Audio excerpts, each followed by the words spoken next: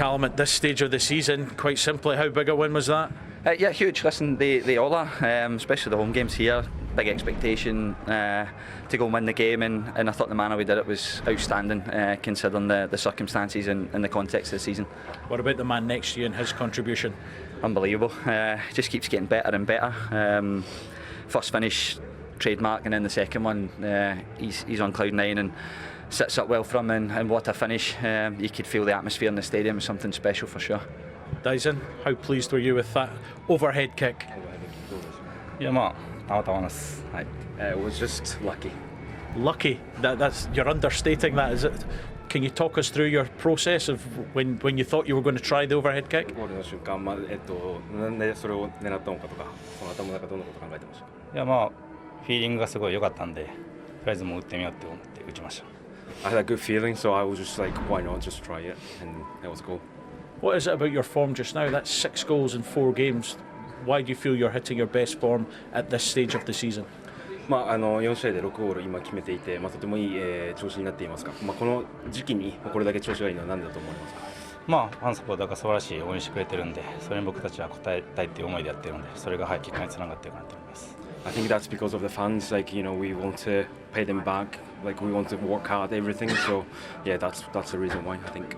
Callum, how key is that everyone is hitting top form at this very important time? Yeah, that's it. To win big games, you have to peak at the right time, and obviously everybody's been speaking about it the last 3-4 weeks. The team is starting to look more like its usual self, and when you turn up to these big games, it's about turning up, performing, and ultimately making sure you win them.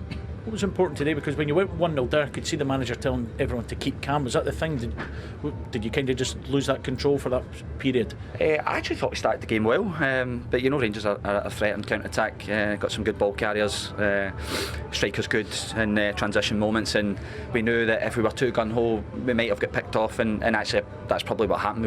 We'd actually started the game well, we were on the front foot, and then we just get hit with a good bit of skill, and to be fair, Phil makes a good save and then he finishes it, so you've got to be sure that when you're attacking you've got to lock the game out properly, and it was just a case of resetting the team. We were in good momentum at that point, and then obviously we get a goal at a good time as well, and then since then we didn't really look back in the game. You're used to winning the league with this club, but how different and difficult will this week be given that you're the ones chasing? Well, listen, it's in our hands, so we just approach every game the same as what we've always done. We try and arrive into the big games, work as hard as we possibly can. You see the boys running the effort in there. In that game, we have to bring that to Wednesday night. If we can win that, then obviously that sets us up for the end of the week. But we just take one at a time. We get back in, we recover, and then we go again and see where that takes us. Neil, that's 6 wins in a row for Celtic for the first time this season. Looking at their form, looking at everything at stake, are they the favourites now with 2 games to go? Yeah. I would put them as favourites, just on current form. Obviously, they've got a really difficult game, as Martin alluded to, on Wednesday, and then Hearts at home. If you were going to say, look, you've got to win a game for the title on the last game of the season, do you want it home or away? You'd want it here, you know. So, but I said at the start, 3 wins, but the 3 of the toughest games you could get. They've negotiated one. It's a 2-horse race now. He looks really cool and calm. You know, I think he's handled the media and he's handled the games brilliantly, you know. And whether this is his last hurrah or not, he'll want to go out winning the title. And his team is now responding to the level that we know they can. I thought they were great second half and dominated the game and deserved the win. And that was psychologically massive for them because they haven't shown that a lot this year. And all of a sudden, momentum's with them. They'll get a massive lift from winning that today. And then it all rolls on to Wednesday now. But are the favourites for me? They are, yeah. OK, well, Rangers, on the other hand, their race has run 3 league defeats on the bounce for the first time in 26 years, means they are out of it. So let's get Danny Röhl's thoughts.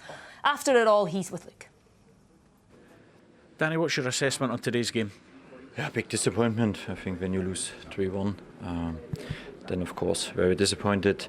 Yeah, again, I think the story is again and again the same. In the key moments, we are not sharp enough to defend. I think in our box, two similar situations. I think then the third one was a great goal. Remember a little bit our goal when we scored from Yusuf this time. Yeah, but all in all, to take something, you have to play over all the time with this consequence. Is that the biggest frustration, not getting that complete 90 minutes again? Yeah, I think general, maybe you agree, maybe not. It was a game, was really comparison. I think challenge from both sides, tried something, played, were aggressive. But in these small moments you have to be there to take something, and we couldn't. And this is what we have to change in the future to take and to win such a games. Is that individual responsibility or is that a collective then? Both. I think both. I think there's we have in some moments we have enough players around to defend this. In some moments, we lose then our men. We are not ready. We are not in the right position. And then it's tough. Yeah, it's tough to come back. Or we knew you have to suffer on some moments. You have to come through. But yeah, this is my job. This is my responsibility, and this is what we have to improve as a group. You say improve as a group, and you also said improve going forward.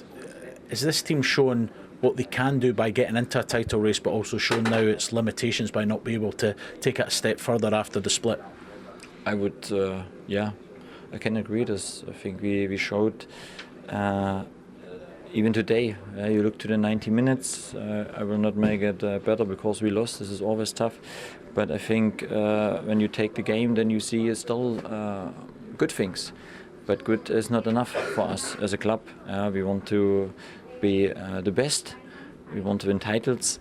And from this point, it's at the moment things what we have to take. A big learning for the new season. And this is what we have to do. Just in terms of housekeeping, looking, I did see you speaking to the fourth official on the Celtic equaliser, and also there was a challenge on Mikey Moore. What's your thoughts on those two decisions? Yeah, I think general, I look not, and I think you know me now since the last couple of months, I never look for excuses. But what I heard, maybe there is an offside, maybe there is a red card, but it's a maybe. There's a decision making on the pitch. I'm not the manager to attack in public the refs. Just finally then, what do you know with 2 games to go? What do you have to prioritise now, and how much is it you're now forward planning for next season? Yeah, you have to take these 2 games and try what I always said. We want to win games, and we couldn't. And this is not great. It feels not great, and I'm honest. But take all these things, take the summary, take also the consequence from the last 3 games, and then go forward and make the right decisions. Appreciate your time. Thank you so much. Thanks.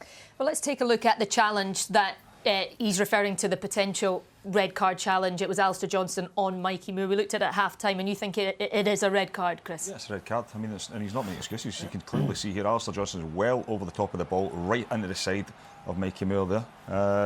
At the time, you know, we didn't see that angle, but when you see it from that angle, it's quite clearly over the top. We've seen red cards given this season, and you know, from Danny Röhl's point of view, that's not an excuse. That is a red card. What is worrying though would be the drop off from his team continuously. I think when you play in the spells that Rangers have been, and they look a good team, but all of a sudden, the moments you need to suffer, and Danny Röhl spoke about it there about suffering in moments. They fold. Rangers fold. They go as individuals, and that's the time when you need leaders. You need to pull them in. You need to be harder to play against. It's so easy to play through. And as I said, it's concerning the drop off that, you know, from one half to the other that Rangers are showing right now. They lost 2 games all season in the league up until the split. They've lost 3 games in the split. And it would be worrying. There'll be serious questions come under. You know, Danny Röhl will come under serious questions. He's already batted the mentality ones away, but there is a mentality problem within that group. There's no doubt about it. When everything's going well, Rangers look a good team, but the moments they have to suffer, they fold. He speaks about next season. It's a big summer for Rangers. They've obviously missed out in second spot now as well, which, you know, is a lot of money. So there's a big summer for Rangers coming up, and another rebuild. Fed up saying it.